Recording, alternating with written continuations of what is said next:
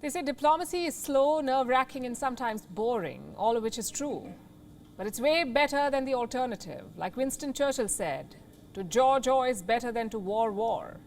In West Asia, two old foes are trying to do that, Iran and the United States. First, some background. In 2015, Iran signed a nuclear deal with world powers. The terms were quite simple. Iran will halt its nuclear weapons program. In return, the West will lift all sanctions. As simple as that. Iran would be free to trade in the global market.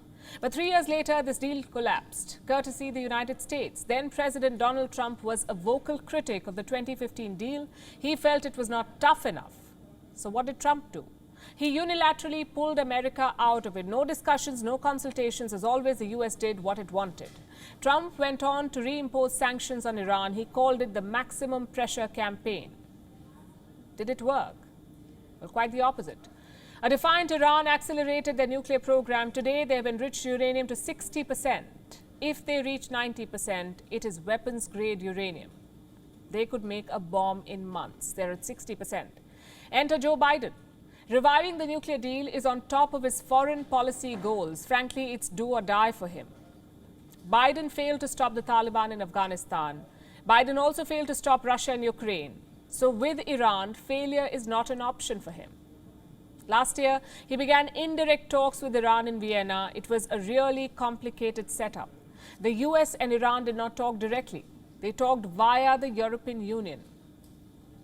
16 months later, the deal is closer than ever. Right now, all sides are exchanging drafts. The European Union sent their version to both Iran and the US. Iran suggested a few changes. The US made some observations. Now the final decision lies with Iran. Their officials are studying America's response to their draft. A lot of back and forth.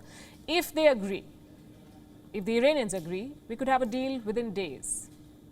Which brings us to the document itself. What are the key points? We can divide them into two parts. The first is sanctions relief. 17 Iranian banks and 150 financial institutions will be freed of sanctions.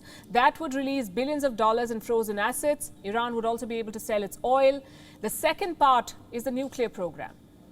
Iran will reverse the enrichment process to acceptable levels. What are acceptable levels? Under the old deal, it was 3.7%. The idea is to reduce the breakout time, meaning the time required to make a nuclear warhead. The new draft puts the breakout time at 6 months.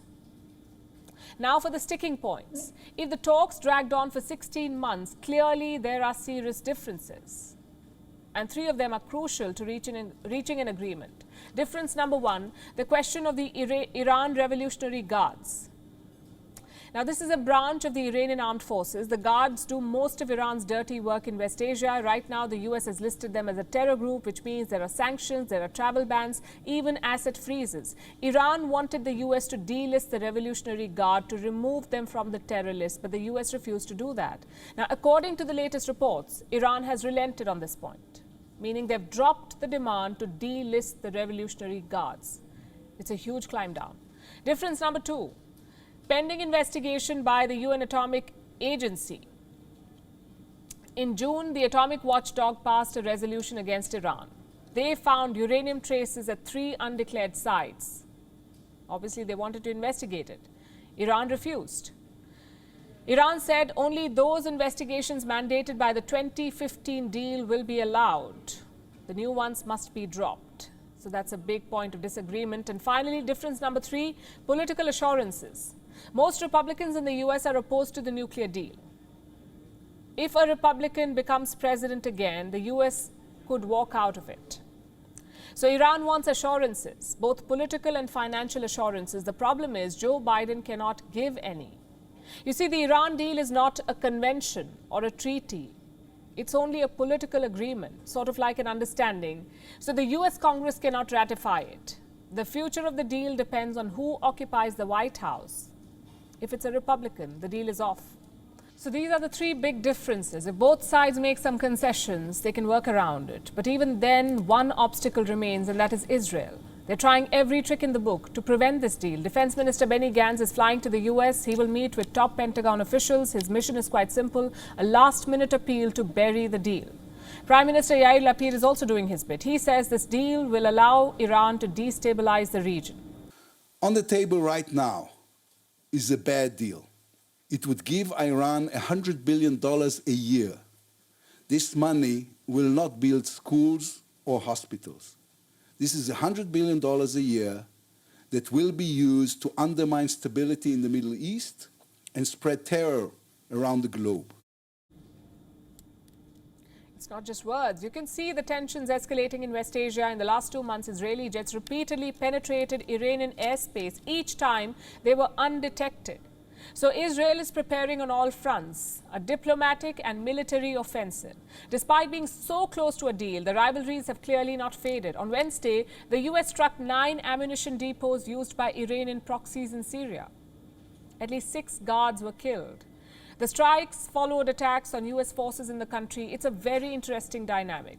The US says the strikes will not affect the nuclear deal talks. Iran says they have no links with the proxies. So the situation in West Asia is extremely tense.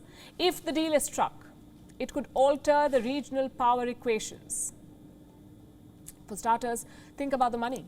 Iran will be able to sell 1 million barrels of oil every day. That's billions of dollars in oil revenue. Their industries, their foreign assets, all of it will be unfrozen once the deal is struck. It is a big deal. But the political impact could be much bigger. The first nuclear deal was also a normalization deal. The goal was to integrate Iran with the global economy. This time around, things have changed. Iran is ruled by a hardline anti-Western president. He is not interested in rebooting ties with the West. He wants to move Iran closer to the East. I'm talking about Russia, China, even India. Within the region, Iran's proxies could get more support. The draft does not talk about Iran's influence in Lebanon or Yemen or Syria. It does not limit Iran's support for its proxies. So in theory, Tehran can restart the West Asian Cold War with Saudi Arabia. A lot depends on the leadership. They can either use the deal to pursue prosperity or to reignite old rivalries. The ball is firmly in Iran's court. WION is now available in your country. Download the app now and get all the news on the move.